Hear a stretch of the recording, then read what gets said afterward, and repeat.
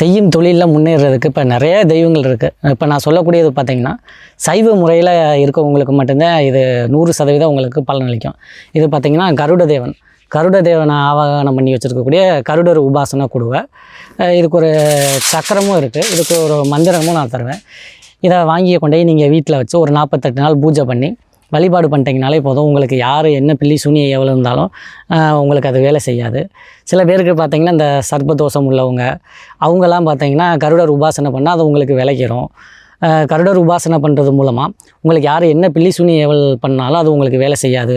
கண் திஷ்டி இந்த மாதிரி எதுவுமே உங்களுக்கு அண்டவே அண்டாது. இப்போ பெரும்பாலும் இப்போ பெரிய பெரிய கோடீஸ்வரர்கள், செல்வந்தர்கள், இல்லை கூலி தொழில் பார்க்குறவங்க, இல்லை விவசாயிகள், பாமர மக்கள், இந்த மாதிரி எல்லாருக்கும் சந்திக்கக்கூடிய ஒரு மிகப்பெரிய விஷயம் என்னென்னா கண் திஷ்டினால் பாதிக்கப்பட்டவங்க தான் அதிக பேர். இந்த கண் திஷ்டியை நமக்கு முழுசாக நீக்கக்கூடிய ஒரே கடவுள் அப்படி யாருன்னு பார்த்தீங்கன்னா அது நமக்கு கருட தேவர் மட்டும்தான். இந்த கருடனை நீங்கள் முறைப்படி வழிபாடு பண்ணுறதுனால மந்திரத்தை சொல்லும்போது பார்த்திங்கன்னா உங்களுக்கு நீங்கள் அந்த மந்திரத்தை சொல்லி அழைக்கும் போது கருடன் உங்களை நோக்கி வருவார். நீங்கள் எந்த இடத்துல மந்திரம் சொல்கிறீங்களோ அந்த இடத்துல வானத்துக்கு மேலே வட்டமிட்டு போவார், இல்லை உங்கள் மேலில் கூட உட்காரலாம். அந்த மாதிரி ஒரு அபரிவிதமான பலனை கொடுக்கும்.